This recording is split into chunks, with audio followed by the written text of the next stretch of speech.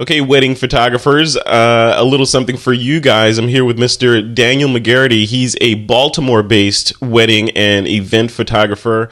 And the way that Daniel and I kind of got in contact with each other was he emailed me and sent me this email about just sort of outlining the state of the wedding photography industry from the standpoint of what I call the McDonaldization of the industry, with these big guys like Bella coming in and doing good enough work, some would say, and charging nothing for it, and taking the money out of the pockets of photographers like Daniel that are doing the sort of artisan, real type wedding photography. So I invited him to come chat with me about this and sort of outline just what the state of the industry is, what's happening here, where is it going, and what can photographers that are aspiring to be wedding and event photographers, what can they do to keep viable and to make money so they can stay in business. So Daniel, welcome to the show.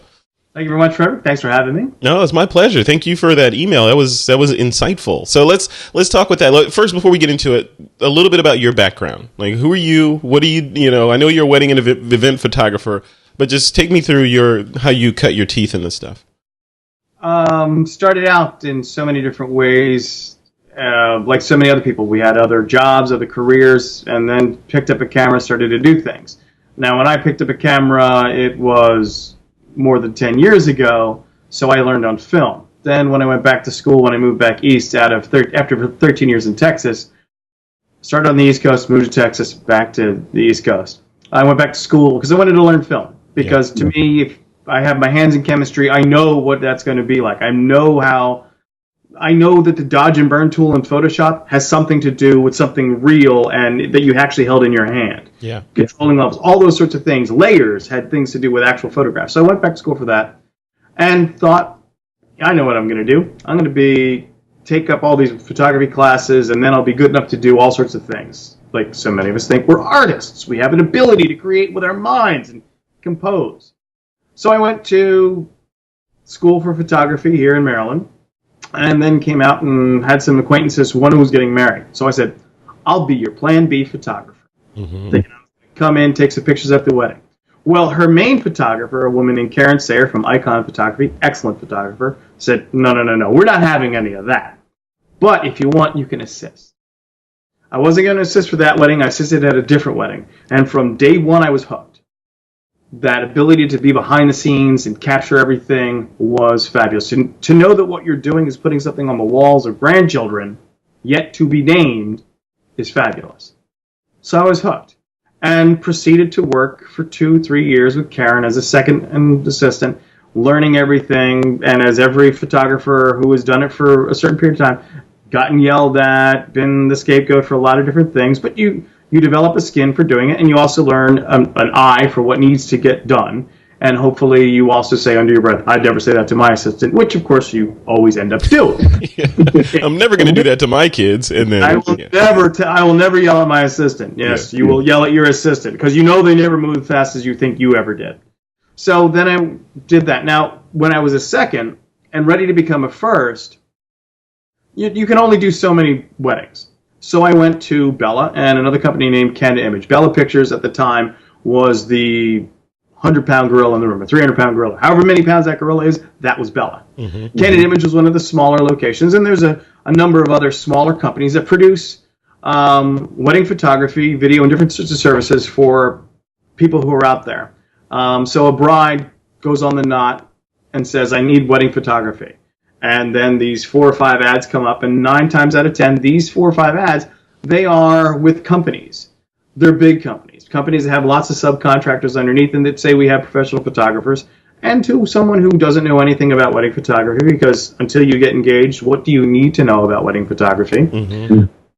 They contact them. They are speaking to great salespeople who communicate with them and tell them all about how great these things are. I worked with these companies back in the time when Bella was focused on becoming a more premier level event photography company, and Candid Image was sort of lower to mid-tier level. So these companies, just to put a fine point on it, these companies like Bella they came in and they capitalized on the, like you were saying, the bride that, hey, I just got engaged, now I need to get educated on this stuff. So it's not like you become a wedding photography expert before you get married or before you decide that you're going to get married. So they then went in and provided that first touch point for all these people that were getting engaged that had no idea what prices should be and what all this stuff. So they were that first layer, the first level of engagement. And then underneath that, they hired legions of subcontractor photographers who they would then farm the jobs out based on location. So I would go in and say, hey, I'm getting married and I'm in Northern California and I need a wedding photographer and my price range is this. And then they would say, okay, you go to John Doe. He's going to do a great job. Then then I pay Bella and Bella pays the photographer a percentage, right? Okay. Exactly. Okay. Got it. Okay. So yeah, continue. I just want to make sure we set the stage of who these guys were.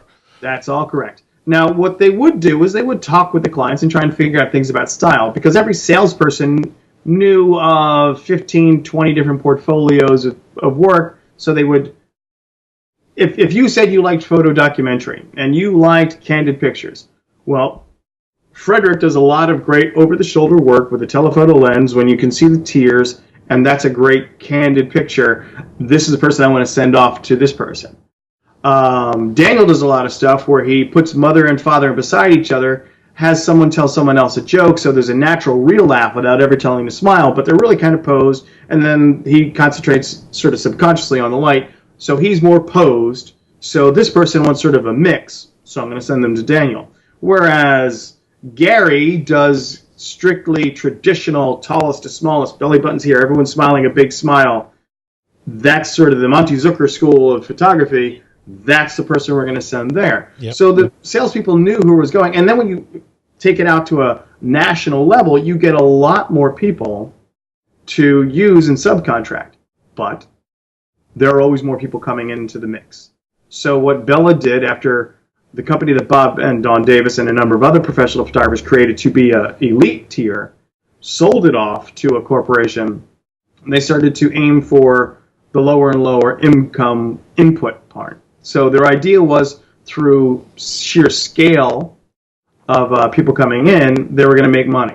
Mm-hmm. But there's always someone who can make less. There's always someone who can charge less. There's always a Craigslist person who's willing to charge you $500, $400, $300, $200, and I'm going to give you the CD. Yeah. Buy me a cup of coffee and I'll shoot your wedding. Yeah. I have a friend. And then on the flip side of that, you have technology increasing. People who talk about, oh, we did this with an iPhone. I did this with my camera. My uncle has a great camera. Yeah. He's got a beautiful camera. It's going to be good. Well, put in the middle of that, the photographer who really does a great job, works on craft, has more than a couple years in the business and has done seconds and knows a lot of people in the network and in the event industry and has a really good name for themselves. Well, they've established themselves at a certain price point. And now you have all these other people saying, well, we can do that, but for less. Right. And the problem is you're dealing with a client base who is increasingly exposed to sales, Living Social, Groupon, fill in the names of what you want, Photodoe, among other things. Mm-hmm. And I've never known a photographer who wants to pay full price for anything, so we're not immune to that. But the thing is, we have this culture of sale, which then lays the foundation of, well, everything is negotiable. And the problem is, if you're trying to run a business, create a business plan, you really can't negotiate in terms of 50% of what you charge, which when you look at some of the more popular groups and popular mass photography groups like Candid Imager Bella was, and for a while David's Bridal was trying to become, then you really have to find a way to educate the client base who has at this moment is yet to be engaged and know that they need your service. Right. You have to find a way to get into their perception and lay down the groundwork and say, this is what art costs. Right. If what a true artist, wedding photographer, or if you can call a wedding photographer an artist. Is that a solvable problem? Because we know we're in the eye of the storm, right? So we know what goes into creating this kind of stuff. And we know that it's art. We know all this. But when you've got somebody that is looking at money, which we all are generally, right? Except for the top 0.05%. So most of us are looking at and pinching pennies and saying, okay, this is how much I can afford for that. But they don't reconcile that against, okay, if I pay a little less, that guy's going to do it. And they, you know what I mean? I mean, they don't get the metric of, okay, that guy is better than that guy. They're both photographers and they're both professional photographers. They're both going to do a professional job that's better than what I could do with my point and shoot. So I'm going to go with the cheaper guy because that's the cheaper level of insurance. It's like buying a cheaper insurance plan than, right. So how do you reconcile that? Right up until something goes wrong with that cheaper insurance plan. And Right. You find that your deductible's $1,000, or you find that it doesn't cover this or doesn't cover that, or you go out of the state and it's not covered.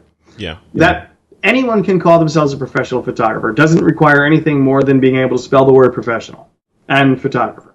Mm-hmm. And sometimes they even like to get a little extra crazy with that. Mm-hmm. The thing is, you're dealing with a potential client who has probably, for the most part, never purchased professional services at this magnitude before. A wedding is a big event. You're hiring people who are doing things that you've never hired before. Right. And the thing is, you're approaching it more than likely within 2 months of finding out that you needed to do this. So you've filled up your computer screen with as many different things. You've purchased wedding magazines, and you're now sifting through information that you still don't have any touchstone to provide you anything other than your friends who have done it one time. Right. Sometimes twice. Right. And if they did it twice, you don't listen to them anyway because they have a bad sense about the first time. Yeah. So but in a way, it's kind of like skydiving, right? So if you go with the cheap skydiving company, you get to make that mistake one time, right? Exactly. But then it's over. I like that metaphor. Right.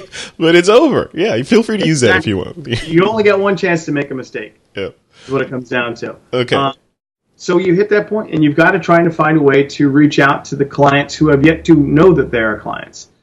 And the real way to do this, at least in my humble opinion, is more photographers have to be connected. Mm-hmm.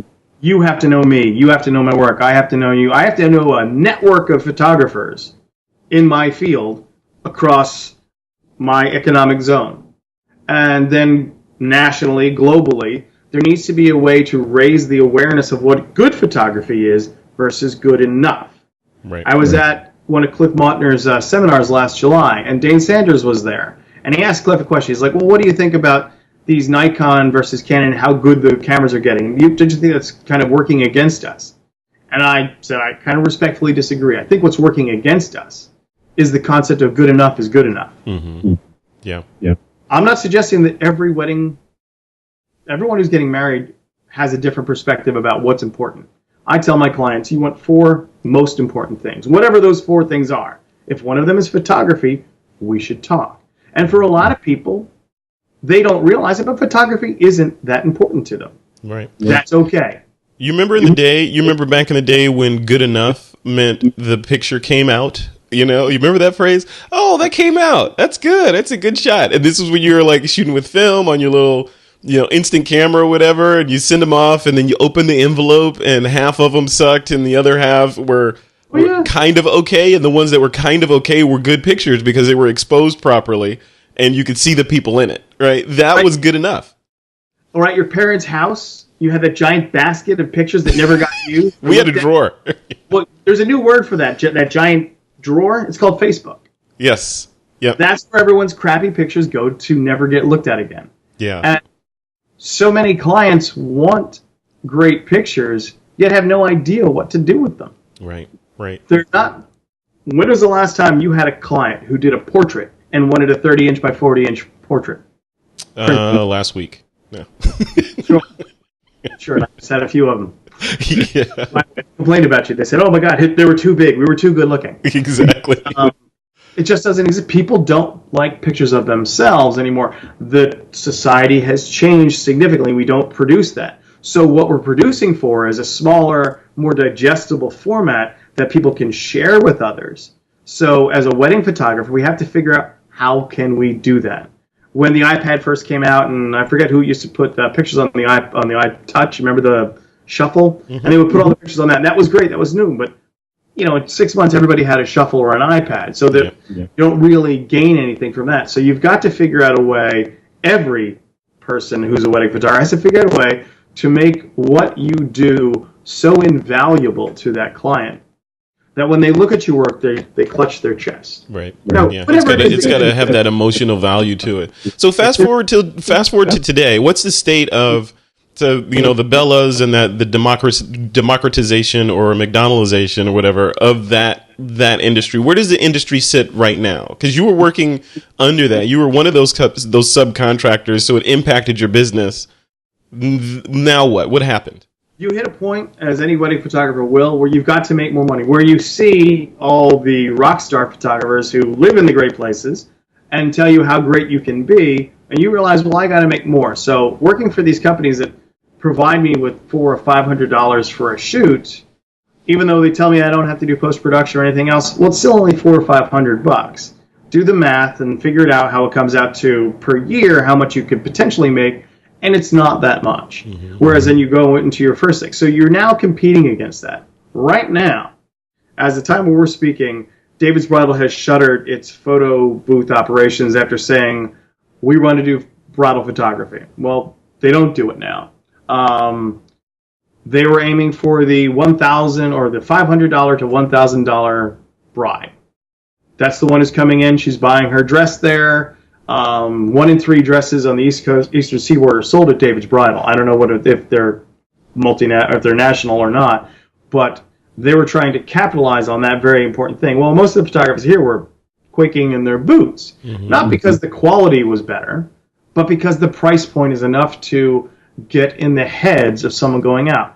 They're going to talk to somebody about their wedding dress, and then they're going to be right there, and then there's that time to pitch the wedding photography. You don't have to spend that much. That's the state of the state. We have a difficult time competing against different companies that exist that say, we can do the same for less. The race to the bottom for all these companies, and it doesn't matter what company it is, they're always race for the bottom because there's always another company that can come out and that can do it cheaper. It's like Walmart, right? It's the same thing with Walmart. The Walmart of photography is what you're talking about.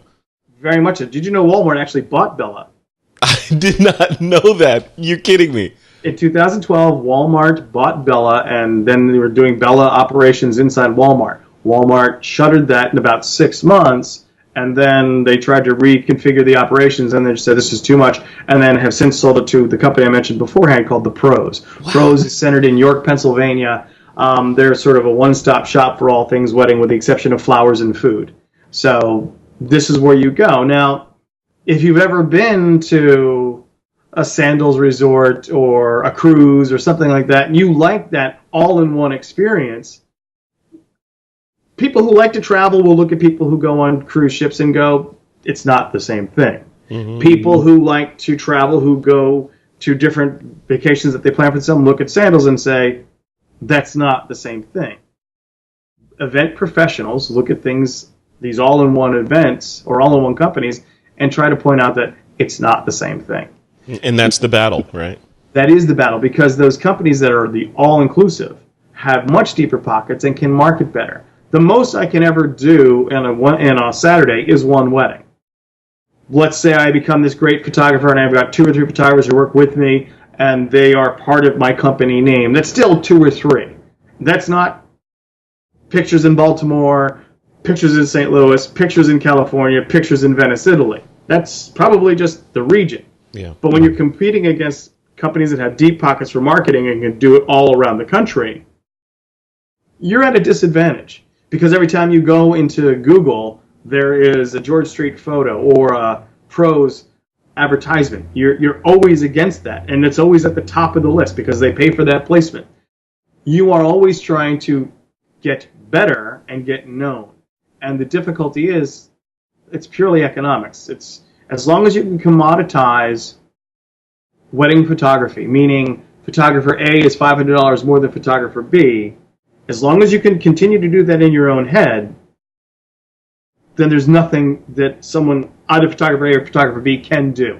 Right. You are just lost in that morass because you aren't reaching out to that person. Well, then I would also say if you look at it from a slightly different angle, there's that commoditization, but then there's also the market itself self-selects into different kinds of people that you could go after. So you could go after the bottom feeders that are looking for that Craigslist photographer that they don't care. They just want to, they're getting married and they just want to throw a couple dollars at it, and they don't put value on wedding photography. But then as you go up the rung to the top of the pyramid, there are people that understand the intrinsic value of recording these kinds of events and are willing to pay for that. So you as a marketer / entrepreneur, small business person, can aim your guns at, just aim higher, to quote an Air Force slogan. You could aim higher on that pyramid so that you're not targeting those bottom basements and competing for the scraps with the other Craigslist photographers. You could position everything you do like Tiffany's and BMW and Lexus, whatever high-end brand, and attract those birds with the fat wallets at the top. Is that viable?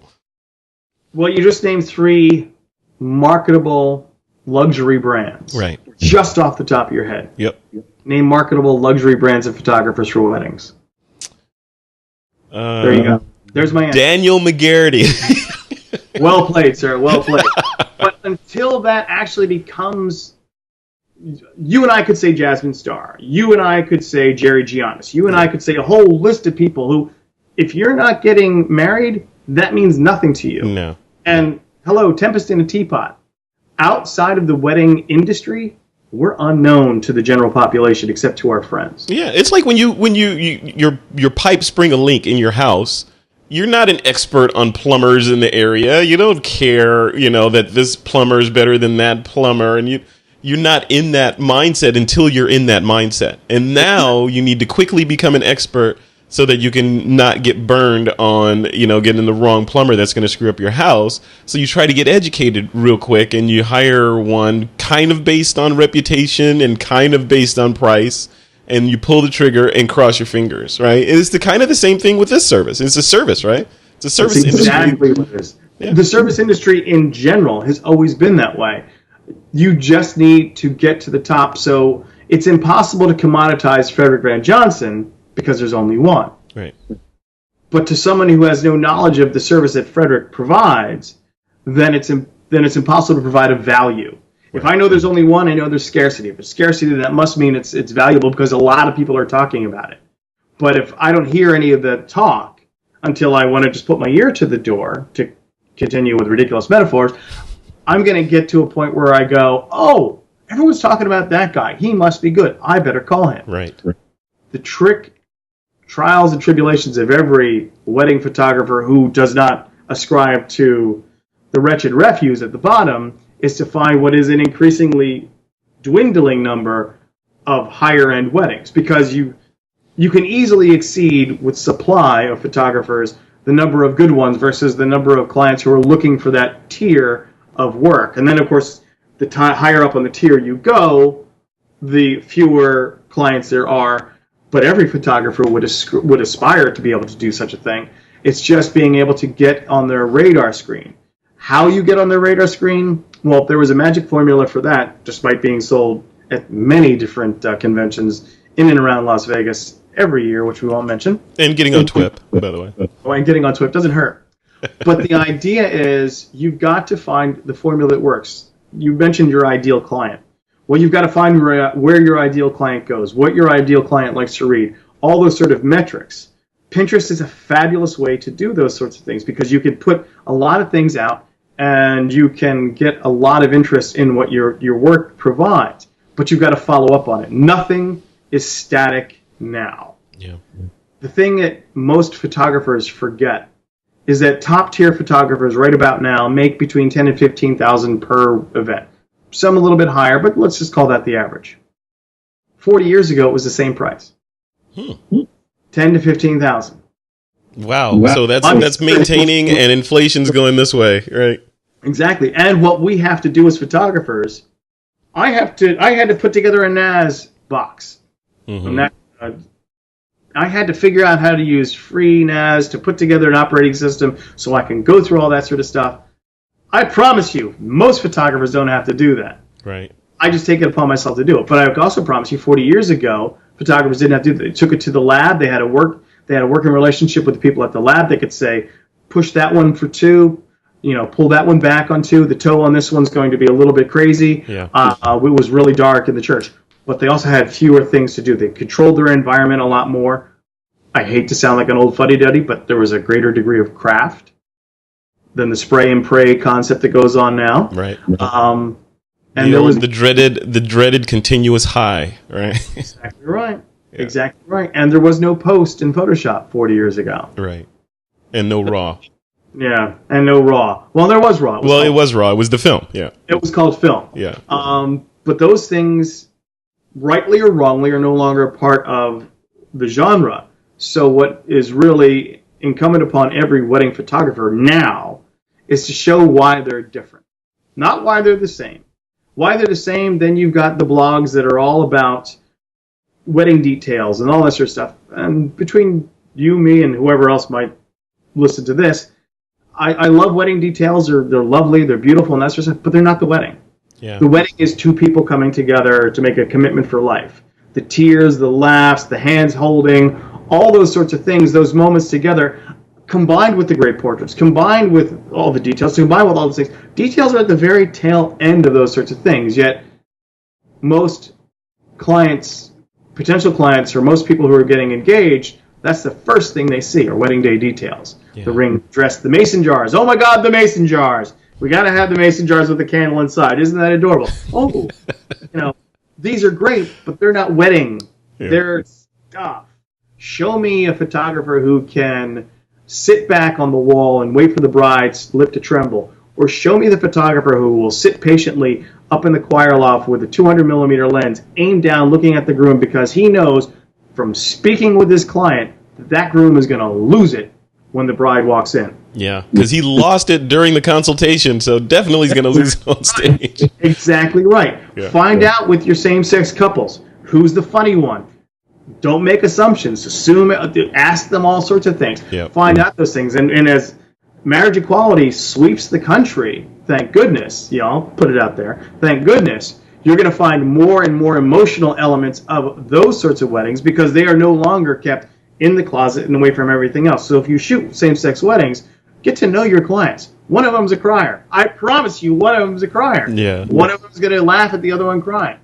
Those are the sorts of things that you can't find out with just a run-of-the-mill wedding photography company. Yeah, because they're not going to know you. There's not going to be that. You're like another drop of chocolate in the Willy Wonka factory, to continue with the analogies, right? So right. You're just on the assembly line. Here's another client coming through. Let's funnel them out to section A, and you're going through. Whereas with the one-on-one of an artisan type wedding photographer, event photographer, then there's that personal contact and relationship building that happens, which then leads to better pictures, rather than, okay, here's a checklist that company provided me. I got to make sure I get these 30 shots, and if I get these, I did my job, and I can go to McDonald's afterwards. Right. That's right. Every wedding photographer struggles to identify themselves as an individual, and that's laudable, and that's what should be done. It's just how we go about doing it when we are literally going up against big companies with deep pockets that can commoditize us and just say, here are the Oompa Loompas. You really don't care about Willy Wonka. Right. You want the Oompa Loompas. Right. And we got lots of them. So go right ahead. See, I love it. Right in there. All right. Well, cool. It's not an impossible task, but it does require a full-time constant of a presence of mind to do these sorts of things. You can't just do it on a whim. Yeah. And the other tier of wedding photography that a lot of the professionals other tier as in plateau or tier as in group. Okay. Are the photographers who are supported by their spouse. Who can afford to charge less. Oh, right. It's all about sharing. The photographers with a safety net. Exactly. We want to share with you your pictures. We don't want to charge you for your pictures. We can't bring ourselves to do this. And they've got great equipment. They've got the time to do a number of things. They can meet and greet. And they're not bad photographers by any. Some of them are excellent. Mm-hmm. But they don't have a functioning business. Right. They have a business that sort of sits on the side. It's a nice place in the house. Like I said, their spouse can afford to have that go on. It keeps them occupied. And they also create a sideways pull in the business. And that sideways pull is this siren song of roses and chocolates and being able to identify with the client, which is great, but it doesn't charge a professional rate. A professional rate is one, by my explanation, and I would assume maybe even yours, I can pay the mortgage on. Yeah. If I'm single, I have a house, I have a business, the bills are paid through my business. Yeah. To a lot of these hobbyists, and that's a terrible word to use, but they're not the same as an operating business. They're professional, but we call them advanced amateurs is what we call them. Yeah. They don't derive more than 50% or whatever percentage the IRS says. Exactly.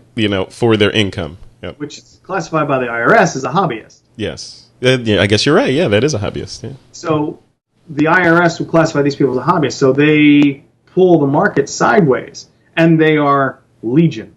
Yeah.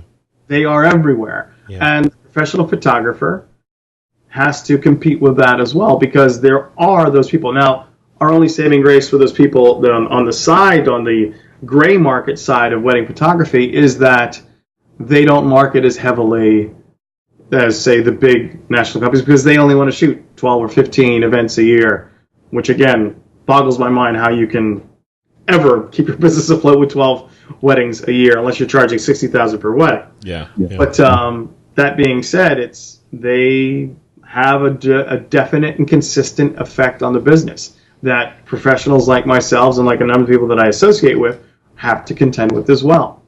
It's difficult. Wow. There's no easy way around it, but I don't think anyone ever picked photography as a career because it was easy. Some people do, some people, that the whole paper napkin sketch, or, hey, here's my Excel spreadsheet and I can charge this much. And if I just do one weekend, if I do 2 weddings per weekend for 52 weeks, look at that number. Look at how much money I could make. I could live in Baltimore. Yes, but on December, January, February, and March, you are not having 2 weddings a week. Yeah. You're not. That's the thing that all photographers have to deal with. We've got that dead zone. So when we put up our taxes and we tell our accountant, well, in this quarter, it's a goose egg. It's all going out. It's not coming in. Mm-hmm. This is why we get these sort of funky things. Good accountant, very important for a great wedding photographer.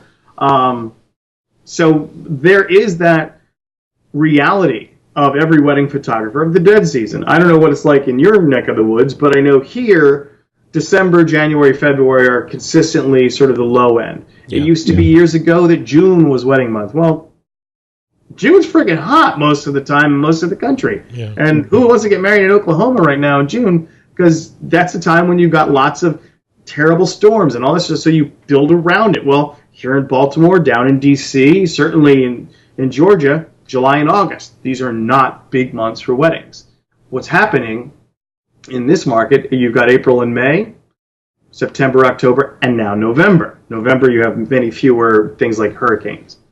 So you then have to sort of function your marketing to get for these people when they're going to be looking, because people don't get engaged and then get their wedding photographer and then get married. They stage it, and it's cyclical, and it's a mess. It's a mess. Well, what's parting shots on this? Is when you zoom up, and look, or zoom out and look back at the wedding photography industry right now, is it a mess, or is it still a viable career path for photographers that are saying, hey, I want to jump into that. I'm gonna follow Daniel's path and be the second shooter. Is it viable, or should they, go into something else? If you have the ability to bide your time in terms of being a second shooter, and that means you're not someone who needs to be spending or paying the mortgage, then I would say do it. Right now, it's the Wild West. It absolutely is. And for the smart, savvy, people who only need 4 hours of sleep a night types, this is the time that you can really establish yourself, because the economy won't always be this way. Yeah. It's cyclical. There's no way around it. It will get different. It will get better. There will be more regulation in some places. There'll be less regulations in others. You will need to get out there and get to know as many people. Networking is more important now face-to-face than it was, say, 10, 15 years ago, because now everybody has a camera. Yeah. And anybody could be a professional photographer online, but do they conduct themselves professionally at events? And that's where the face-to-face, getting to know people is a useful tool. There is no simple way, but this is the best time to figure it out if you're starting out. Mm-hmm. This is the worst time to figure it out if you've been doing it for 15 years. Mm. Good advice. I love that. Well, where would you like people to go? I know you got Daniel McGarrity, and that's Daniel McGarrity, your first last name, photography.com. I was trying for a longer name, but my keyboard broke. But Daniel McGarrity, photography.com is your URL, or they can just Google you. Though I'm sure they'd be able to find you that way, right? Google me. You can certainly find me another thing. That's the other element. Daniel McGarrity Photography is soon going to be sort of global me, and then I'm going to have a spin off a separate wedding website, which would be the other thing I would tell the newbies. Don't show everything. Weddings are separate. Weddings are special. Assume they are for your clients, because you don't go to a wedding photographer's website and want to see pictures of your feet in the Bahamas. Yeah, right. It's great to see the little kids, street kids in India, but they have nothing to do with the weddings here in Baltimore. Yeah. It's glad that you travel. Glad that you do other sort of work. I love the fact that you got Bill Clinton in your thing, but it's got nothing to do with my wedding. Yeah. You want to stay focused on your voice as a photographer in whatever field you're doing in, and go from there. But Daniel McGarrity Photography is where everyone should come and connect with you. Cool.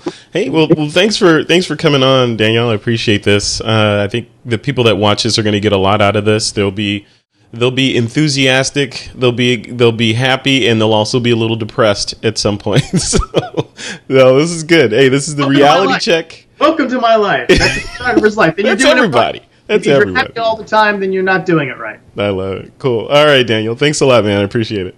Very much.